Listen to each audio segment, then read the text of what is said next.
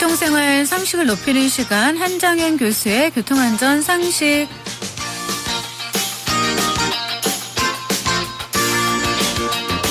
어제는 자동차 트렌드에 대해서 얘기해 주셨는데 오늘은 어떤 정보를 주실지 기대해 보겠습니다. 자동차 칼럼리스트이자 대덕대학교 자동차학과 한장현 교수님 만나볼게요. 안녕하세요, 교수님. 네, 안녕하세요. 눈 굉장히 많이 내리죠. 네, 저 지금 사실은 막 도착했습니다. 눈이 너무 많이 와서 아슬아슬하게 도착하셨군요. 네. 네. 참. 오늘 운전하시는 분들 좀 많으신 것 같고 사고 소식도 많이 들어오고 있는데요. 네. 잠깐 본론으로 들어가기 전에 이 눈길에는요, 운전 어떻게 해야 안전한지 좀 알려주세요. 사실은 눈길에 오늘 같이 내리는 눈 있잖아요. 네. 날씨가 그렇게 차갑지도 않은데 갑자기 눈이 내리면은 대부분 분들이 미끄럽다고 생각하시고 거리를 너무 많이 벌리시는 분들이 있어요. 네. 그러니까 오히려 그러다 보면 그 틈새를 또 막히다 보니까 끼어드는 차 때문에 오히려 더 엉키게 되거든요. 네. 그래서 사실은 그 날씨에 따라서, 다시 말하면 노면 상태에 따라서 안전거리를 확보하는 게 좋은데 네. 대부분 그냥 눈이 오니까 미끄럽겠다라고 생각하시는 분들이 많아요. 이제부터는 이제 해지고 조금 이제 기온이 더 내려갈 테니까 이제부터는 안전거리를 충분히 뛰셔야 되는데 네. 아까 한참 눈 내리던 조금 전까지의 상황에서는 사실 안전거리를 평소보다 한 50% 정도 거리만 띄우셔도 충분합니다. 네. 감사합니다. 오늘은 어떤 정보 들려주실 건가요? 네, 요즘에 사실 다들 오르고 장사도 안 되고 경제가 어렵다 그러는데 기름값이 떨어졌어요. 네. 그래서 사실 값 내려가면 좋을 것 같은데 이것 때문에 따르는 부작용에 대해서 한번 얘기할까 싶어요. 하긴 육아 하락이 경제 전반의 네. 이슈인데요. 자동차에도 영향을 미치겠죠? 그러면요, 자동차에도 많은 부작용을 미칩니다. 어떤 부작용이 보이나요? 어제 이제 그 세계 자동차의 트렌드에 대해서 얘기하면서 이제 친환경차로 가고 있다, 또 갈 수밖에 없다. 자동차 회사들이 친환경을 할 수밖에 없는 곳은 내몰리고 있다라고 이제 말씀을 드렸잖아요. 네. 그러니까 사실 환경 문제가 우리가 너무 지금 다들 뼈저리게 느끼는 거기 때문에 친환경차나 또는 이제 기름을 덜 먹는, 그래서 배출가스가 적은 소형차 같은 차가 사실은 보급이 필요한 때거든요. 네. 그런데 이 기름값이 낮아지는 바람에 연비가 좀 나쁜 대형차라든가 또는 SUV 같은 것들이 오히려 판매가 늘어났어요. 네. 그래서 지난달에 제가 아이오닉 시승했다고 현대에서 발표했던, 의욕적으로 발표했던 그 하이브리드카 얘기했었잖아요. 네. 네, 그때도 이제 굉장히 의욕적으로 내수 시장을 1년 동안 15,000대 팔겠다. 그러니까 한 달에 한 1,200~1,300대를 팔겠다라는 의욕적인 발표를 했었는데, 네. 지난 1월 달에 한 497대인가 아무튼 500대에 못 미쳤어요. 네.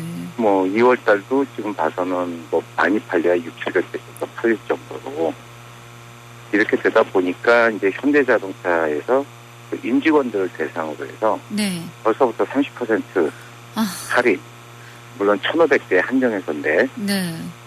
아니면은 구매할 때 부담 갖지 않게 한 1,000만 원을 무이자 대출, 네. 이런 것들을 지금 하면서 직원들한테 판매하고 있거든요.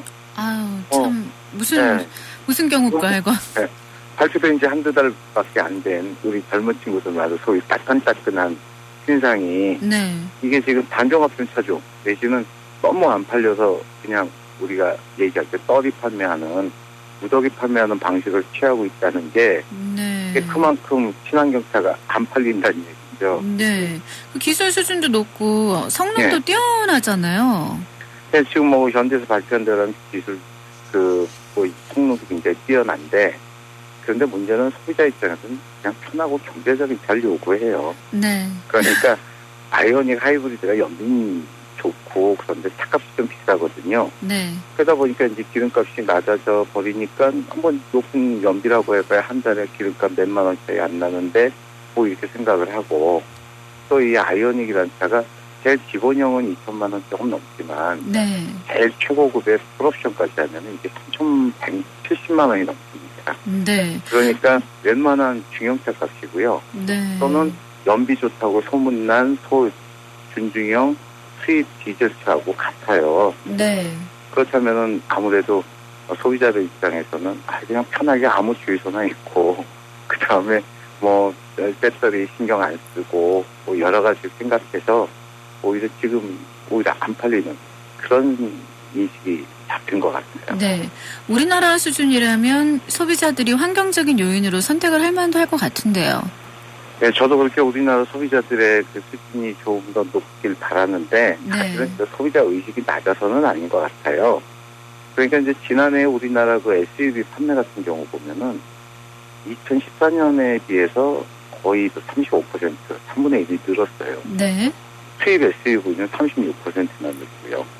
그러니까 같은 기간에 차종별로 이제 뭐 승용차라든가 여러 가지 차종 중에 SUV가 판매 비중이 23.6%에서 이제 25.8%까지 늘었거든요. 네. 이거는 역대 최대치인데 지금 현재 뭐 경제가 어렵다, 자동차 시장이 어렵다 하면서도 근근히 성장세를 이어온 게 바로 이 SUV 때문인 거예요. 네.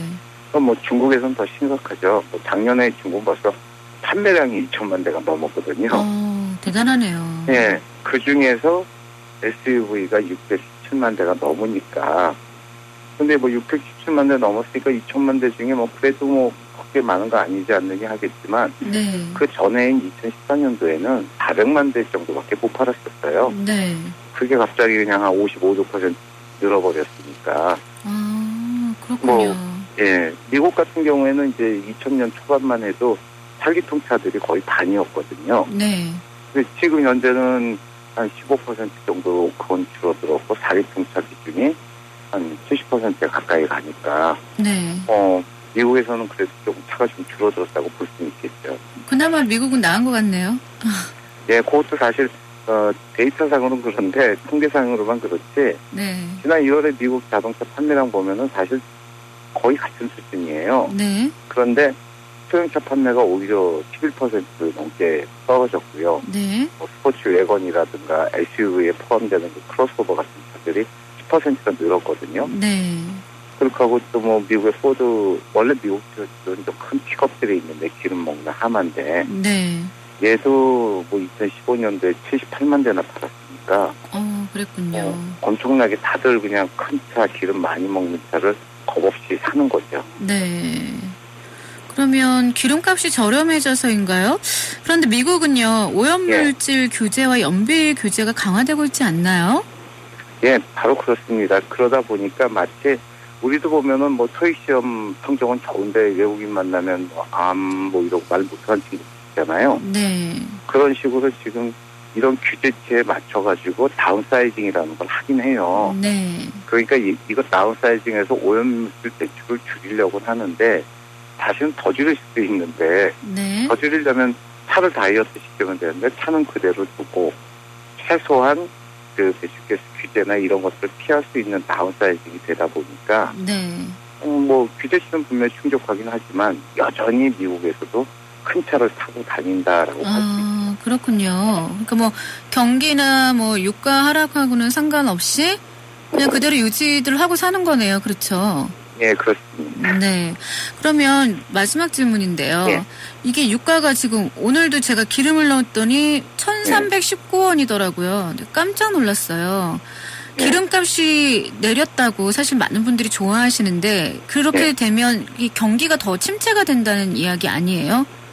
그렇죠. 왜냐하면 우리가 분명히 기름을 수입해 올 때는 이제 저희가 경제에 플러스적인 요인이 있지만 네. 사실은 그동안 비싼 값을 사오다 보니까 그 비싼 값을 가지고 큰 부를 잃었던 여타 개발도상국들, 특히 산유국들이 네. 저희 우리나라 건설이라든가 자동차 뭐 여러 분야를 여기 살려주는 뒷돈이 됐었거든요. 그렇죠. 그런데 이제 뭐 쉽게 말해서 부모님한테 용돈 덜 드리고 나면은 내 손자한테 용돈이 덜 오는 거랑 마찬가지로 네.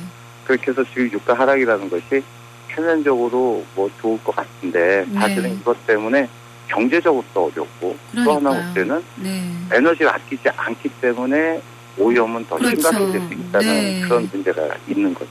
네. 아유, 설명 자세히 해주셔서 감사합니다. 오늘은 유가 하락이 자동차에 미치는 영향에 대해서 알려주셨어요. 이제 3월에 뵈야겠네요. 다음 주에 뵐게요. 네, 고맙습니다. 어렵습니다. 예.